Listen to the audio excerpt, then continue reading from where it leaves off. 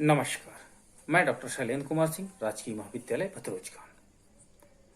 आज हमारा अर्थशास्त्र के अंतर्गत आर्थिक विचारों के इतिहास के अंतर्गत मुख्य विषय है ऑस्ट्रियन समुदाय के तीसरे अर्थशास्त्री प्रोफेसर यूजीन वान बामवर्क के आर्थिक विचारों का अध्ययन करना।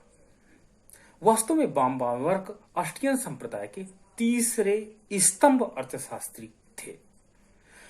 अंग्रेजी भाषी विद्वान बामवर्क के नाम को मेंगर तथा बीजर की अपेक्षा अधिक जानते हैं। वे मार्क्सवादी अर्थशास्त्र पर आक्रमण करने के साथ ही साथ ब्याज के सिद्धांतों का आलोचनात्मक व्यापक इतिहास लिखने के लिए बहुत ही अधिक प्रसिद्ध हैं। प्रोफेसर बामवर्क का जन्म 1851 ईस्वी में मोराविया नामक स्थान में हुआ था। बामवर्क ने वियना विश्वविद्यालय से कानून की उपाधि प्राप्त की तथा उन्होंने जेना, हिडलबर्ग तथा लेप्जिग विश्वविद्यालय में राजनीतिक अर्थशास्त्र पर अध्ययन किया।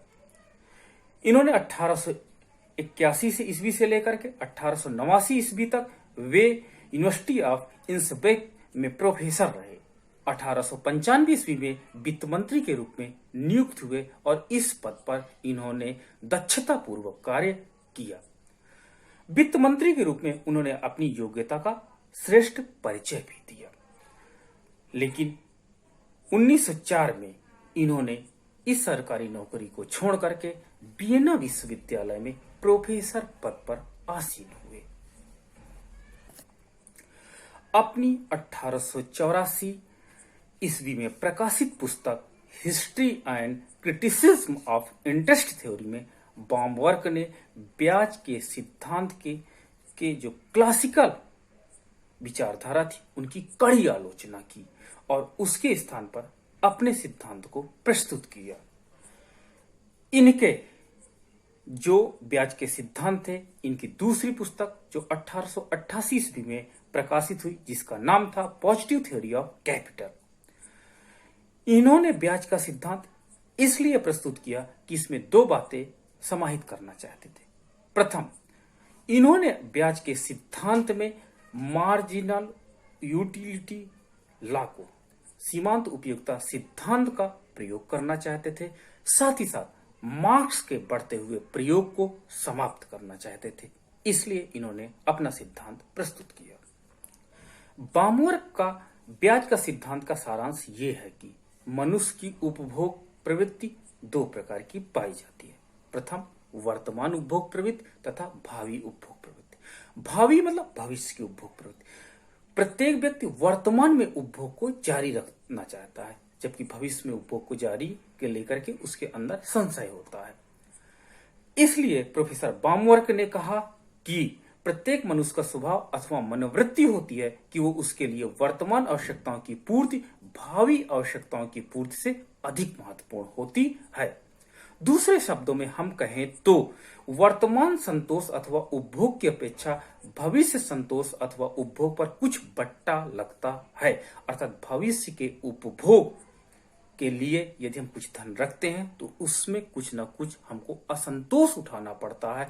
परिणाम स्वरूप हमें कुछ न कुछ देना पड़ेगा। सपोज दैट हमारे पास इनकम 1000 रुपए है, मैंने उसमें 500 रुपए वर्तमान में उपभोग कर लिया, 500 रुपए मैंने भविष्य के रख दिया।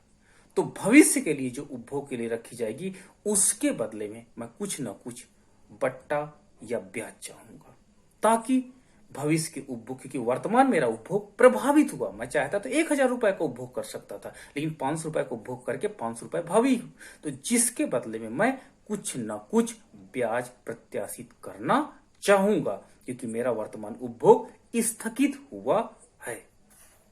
इस प्रकार जब हम भविष्य के उपभोग के लिए बात करते हैं तो हम कुछ न कुछ पैसा बचाते हैं, और जो पैसा बचाते हैं इस पर जो हम प्रलोभन या बट्टे की राशि या ब्याज की राशि देनी पड़ती है, इसी को इन्होंने अपने सिद्धांत में डिफाइन किया है। अब प्रश्न ये उठता है कि कोई भी व्यक्ति वर्तमान उपभोग को संचालित रखने के लिए क्यों परेशान रहता है, अर्थात वर्तमान उपभोग को भावी उपभोग से अधिक महत्व क्यों देता है। प्रोफेसर बामवर्क ने इसके लिए 3 कारण बताए हैं। प्रोफेसर बामवर्क बताते हैं पहले कारण के अंतर्गत कि भविष्य के अनिश्चित होने के कारण भविष्य की आशा का पूर्ण रूप से मूल्यांकन करना संभव नहीं है। मनुष्य स्वभाव से ऐसा प्राणी है कि वो निश्चित को अनिश्चित की अपेक्षा अधिक महत्व देता है। अर्थात वर्तमान उपभोग हमारा निश्चित है, इसलिए that is very important for us. Future अनिश्चित है, पता नहीं उस पैसे का हम प्रयोग कर पाएंगे या नहीं कर पाएंगे, इसलिए वर्तमान उपभोग को कुछ ज्यादा प्रायोरिटी देता है। दूसरे पार्ट में ये बताते हैं कि वर्तमान की आवश्यकताएं अधिक विचलित करती हैं।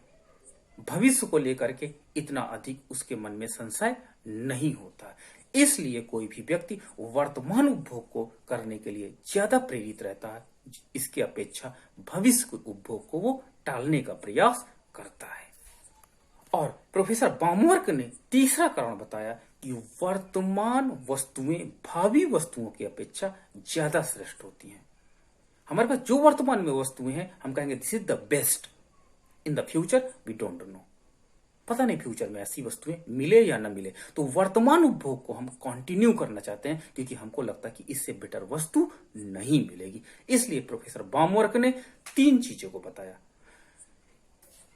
इस प्रकार उपर्युक्त जो 3 सिद्धांत इन्होंने प्रस्तुत किए, इसमें पहला तथा दूसरा कारणों का संबंध बचतकर्ताओं की मनोवृत्ति से होने के कारण इस सिद्धांत को हम ब्याज का मनोवैज्ञानिक सिद्धांत भी कह सकते हैं। इसके पहले हमने ब्याज का सीमांत उत्पादकता सिद्धांत देखा। ब्याज का सीमांत उत्पादकता सिद्धांत ये कहता है कि जब हम कोई चीज पैसा लेते हैं तो उसे प्रोडक्शन एक्टिविटी करते हैं, उस प्रोडक्शन एक्टिविटी से हम ब्याज चुकाते हैं। प्रोफेसर बामवर्क ने कहा कि हमारा ऋण 2 प्रकार का होता है, एक उत्पादक ऋण होता है, एक अनुत्पादक ऋण होता है। यदि हमने उत्पादक ऋण लिया, हमने आर्थिक क्रिया संपन्न करने के लिए ऋण लिया, तो उस पर ब्याज देना तो वाजिब है। क्यों? क्योंकि इससे हमने उत्पादन प्रक्रिया को संपन्न किया, जिसके परिणाम स्वरूप हम ब्याज दे रहे हैं। लेकिन यदि उस पैसे को हम अनुत्पादक क्रिया पे लगा दें, सपोज दैट हमने अपना इलाज करा दिया, मान लीजिए हमने शादी कर ली, तो अनुत्पादक क्रिया में भी तो ब्याज देना पड़ता है। तो सीमांत उपयोगिता सिद्धांत इसकी सीमांत उत्पादकता सिद्धांत इसकी व्याख्या कहां कर पा रहा है? प्रोफेसर बामवर्क का सिद्धांत इसकी व्याख्या करने में पूर्ण सहयोग हमें प्रदान करता है। हम देखते हैं कि कोई भी व्यक्ति जब ऋण लेता है, चाहे वो ऋण उत्पादक हो चाहे अनुत्पादक हो, दोनों प्रकार के ऋणों पे वो ब्याज चुकाना पड़ता है, क्योंकि ऋण दाता दोनों प्रकार के ऋणों में वर्तमान संतोष का त्याग करता है। उसे इससे कोई तात्पर्य नहीं कि उसके त्याग के फलस्वरूप ऋण को ऋण लेने वालों ने किस प्रकार प्रयोग किया है। दूसरा, ये सिद्धांत इस बात पर भी प्रकाश डालता है कि यदि शासी अपनी व्यक्तिगत बचतों को अपने कामों में लगाए तो उस धन पर ब्याज क्यों दिया जाना चाहिए। इस प्रकार प्रोफेसर बामवर्क का सिद्धांत वास्तव में ब्याज से जुड़ा हुआ महत्वपूर्ण सिद्धांत रहा और ऑस्ट्रियन समुदाय में काफी प्रचलित रहा। धन्यवाद।